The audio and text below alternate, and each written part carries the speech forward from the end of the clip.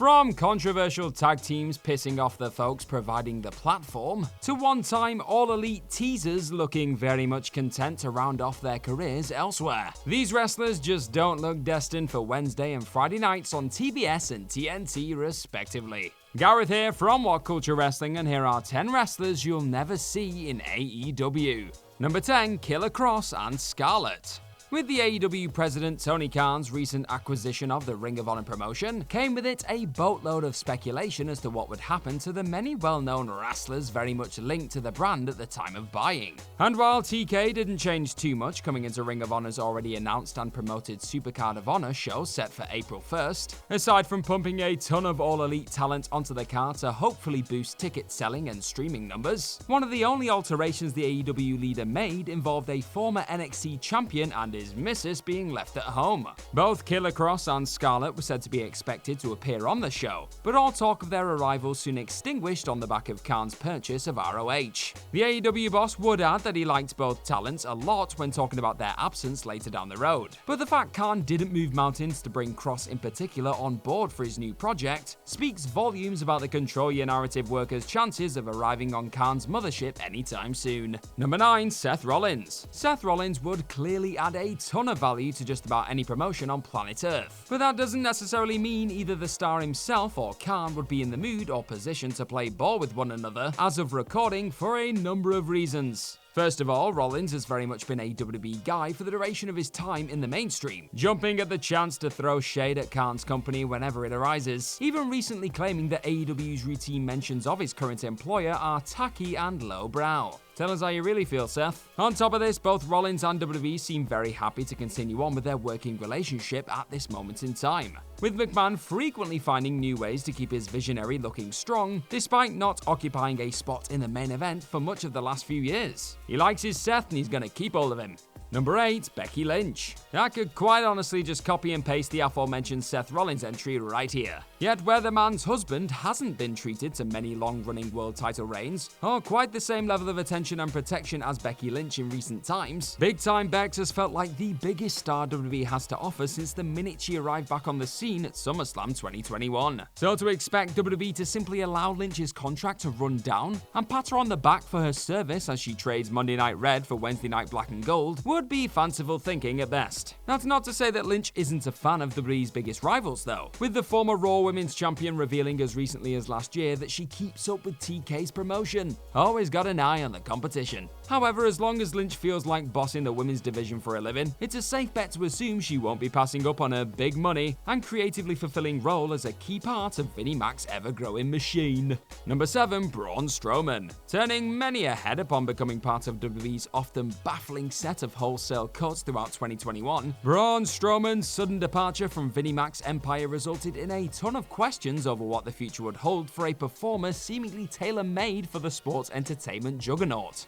The short answer? Well, becoming a founding father of a wrestling promotion that allows you to be in control, but not to throw any superkicks, tope suicidas, or Canadian destroyers, you dumb marks. And on top of spearheading what would like to be seen as a potential rival to Tony Khan's promotion, Adam Scherr's recent comments aimed at the bot-obsessed AEW president seem to have pretty much cemented his status as an all-elite outsider for the foreseeable. In the midst of one of his typically comical social media dumps, the one-time Universal Champion accused TK of paying dirt sheets in response to the aforementioned independent study tweets. So it's safe to assume this monster among men won't be flipping any AEW production trucks in the coming years. Number 6, Top Dollar. Another performer who absolutely incinerated the All Elite bridge in recent times, also takes up a spot on the ludicrously long list of WWE departures that went down last year. Back when the one-time Hoss mouthpiece of Hit Row clearly felt he was destined for a long and fruitful run inside of the Land of the Giants, Top Dollar took a few ill-advised shots at AEW EVPs Matt and Nick Jackson on Twitter, mocking the Young Bucks for only wearing sneakers on camera to seem cool and hip. The brief SmackDown star soon felt the the sting of a book Twitter bio that read, "Spent more on sneakers in September than the entire NXT roster did in response." With Max Caster also weighing in with a rap aimed at Top Dollar and NXT shortly after, former TNT champion Sammy Guevara's tongue-in-cheek but still notable answer of "never"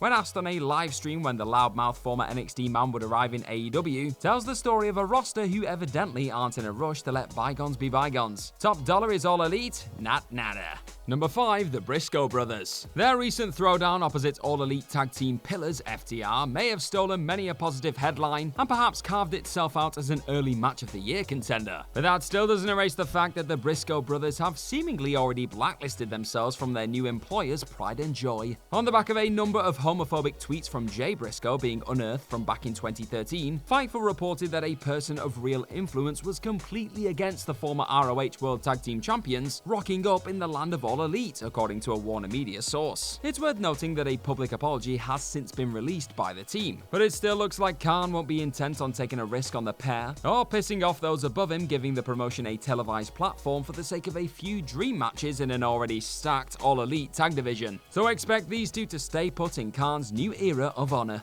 Number 4, Tessa Blanchard. Keeping in the vein of stars who are likely seen as more trouble than they're worth in the grand scheme of things at this moment in time, the daughter of regular All Elite on-screen personality Tully Blanchard was actually once heavily rumored to be AEW bound sooner rather than later. However, as the months would trickle by throughout 2021, it quickly became clear that both AEW and WWE wanted absolutely nothing to do with a talent described as being nuclear. Since being released by Impact Wrestling in June 2020, the controversial figure has all but disappeared from the wrestling landscape. But that still didn't stop AEW fans from chanting her name at All Out 2021. Though it's worth noting that those calls of "we want Tessa" were met with "no we don't" chants on the night too.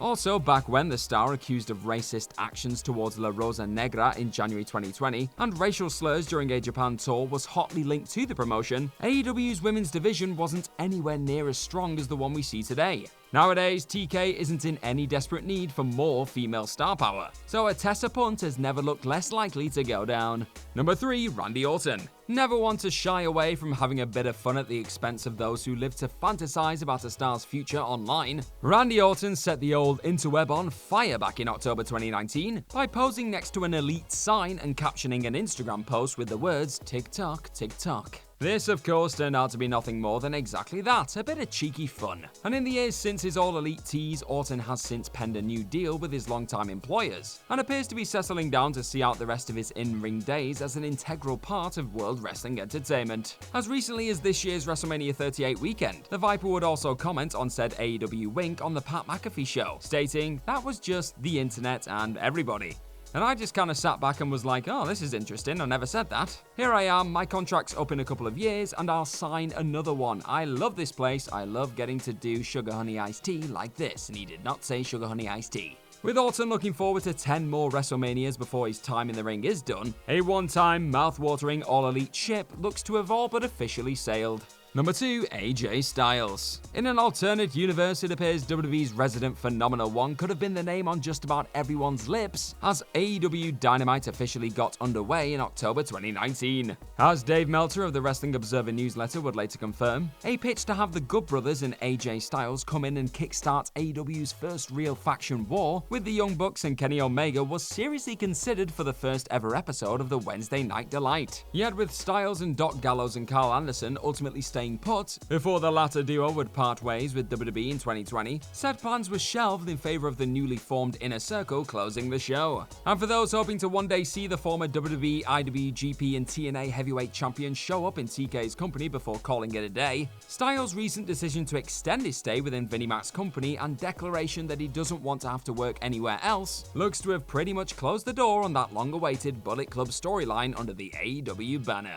In short, he don't want none. Number 1, Roman Reigns. In a time when many who seemed certain to join the WWE Lifers Club have been given their marching orders or decided to call it a day on the back of a disappointing run within the promotion, betting on just about any name currently plying their trade in the organization to never show up in another promotion would be foolish at best. That being said, alongside the aforementioned Viper, the current reigning, defending, undisputed WWE Universal Champion of the world and this universe and the next universe and the multiverse and your verse and my verse, blowing a kiss to the chairman of the board en route to settling into a new seat at the head of the All Elite table, is a visual you can safely predict will never see the light of day. Aside from being a homegrown project that has seen the likes of John Cena, The Undertaker, Brock Lesnar, Goldberg, and many, many more sacrificed in order to finally build him into the one true focal point of the WWE Empire, Reigns' routine bashing of the enemy and current vein of form as arguably the most compelling character the often stale WWE landscape has seen in an age, have cemented the Tribal Chief as a prized possession Vince McMahon will move mountains to retain at all costs. It's Roman's empire, and we're just living in it.